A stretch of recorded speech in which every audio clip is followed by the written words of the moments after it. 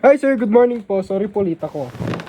Uy, hi Carlos! Kamusta? Ba't ka na late? Hi Trish, ganito kasi yung nangyari.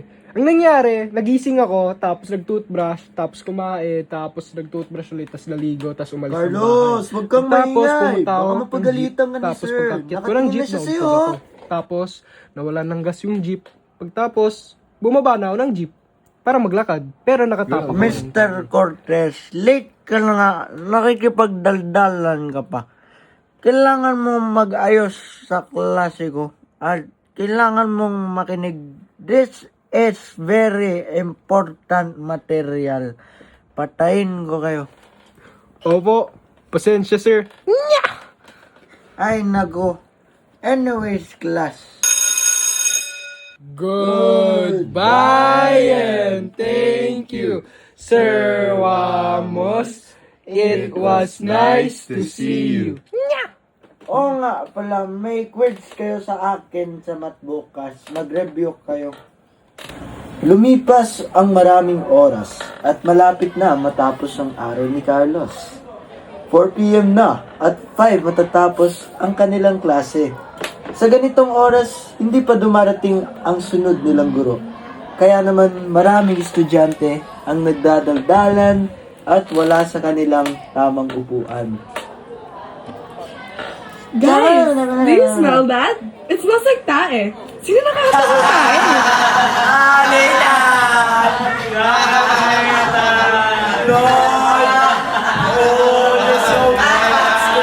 Hindi ako yung nakapakatay. Sulit. Hindi ako yung nakapakatay.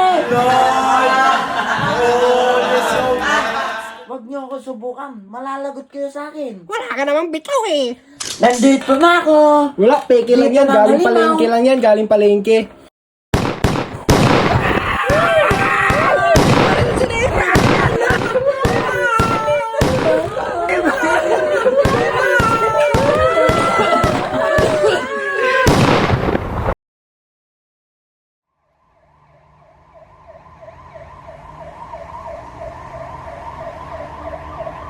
Sabi kanina, ano?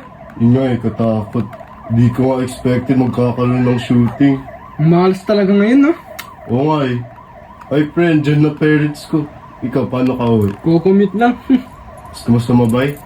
Di na bro, kahiya. Okay lang. Pero salamat ha. Sure ka ah? Sige, sige. Bye-bye. Lahat ng kaklase ko sinusundo na eh. Alis na nga ako bago lumakas yung ulan. Maambon na eh.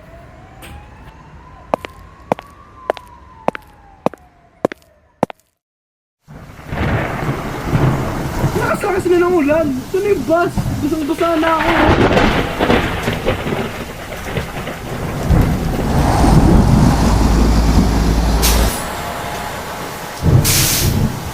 Finally! May dumating na ba? Dumating ako dito sa Terminal 7. Halos isang oras na ako naghihintay dito. Parang mamamatay na ako sa walang iyang ulan na to. Sabi na nga ako, sabita ako ng salita eh. Naganap si Carlos ng mauupuan niya banda sa likod ng bus. Buti na lang may isang bakanting upuan.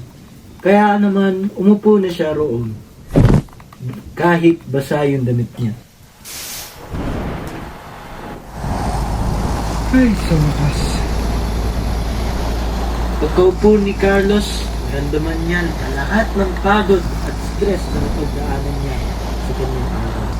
Kaya naman nakaramdam din siya ng antok and he started to doze off.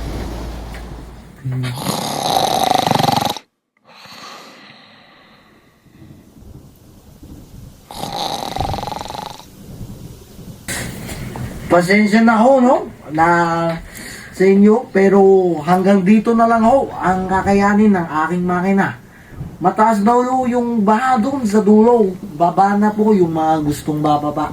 Nako, buti na lang humingi na yung ulan. Kasi maglalakad lang pala ako pa uwi. Oo. Yun nga lang. Baka bababa na nga ako. Nakababa na si Carlos sa bus. At pagtingin niya sa direksyon na papunta siya, nakita niyang may baha na lagpas tuhod. Nako, ang taas na pala ng baha. Mukhang binaha na yung bahay ng mga tao dito ah. Anyway, kailangan ko na mag-umpisa maglakad. Sayang talaga yung linis ko ng sapatos. Pero at least parang maugasan na yung mga tayo na natapakan ko kanina.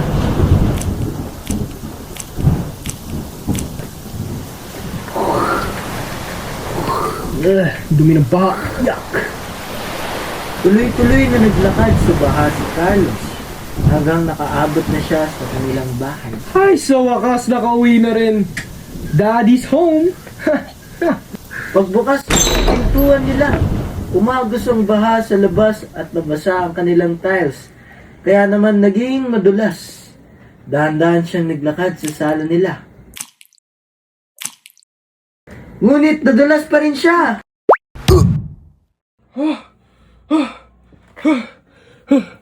Kakaibang panaginip yun ah. Sino ba kasi si Carlos? Teka, anong oras na ba? Pasok pa pala ako today. Mag-ready na nga ako. A few moments later. Ma! Pa! Pasok na ako ah. Bye-bye. Love you. Sige, bye. Ingat na!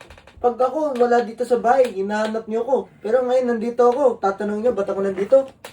Oo na pa. Love you. Gigi! Walang love you. Love you to, nak! Narinig mo ba yung sinabi ni ma'am kahapon? Hindi, nakatulog ata ako nun eh. Ano ba yun? Sabi niya may bago daw tayong transferee. Today daw darating. Ay, we? Seryoso? Ay, ayun na ata siya. Uy. Good morning mga anak. Kasama ko ngayon, magiging bago niyong kaklase. Magpakabait kayo ha. Sige, magpakilala ka na. Good morning. Ako nga pala si Carlos. Carlos Cortez. Yan pala si Carlos. Ito na naman tayo eh. Sige, ang narrator nyo ay aalis na. Dahil malakas na ang ulan sa labas eh. Sige, paalam! Potek! Tae! O ano, saan, sino, bakit, sa paano, paraan. Minsan, ang swerte mo nasa paligid lang. Ang buhay ay ganyan. Nasa palad mo ang pagbabago ng takbo. At walang mangyayari kung hindi mo susubukan. Magbukas ka ng isipan kahit talo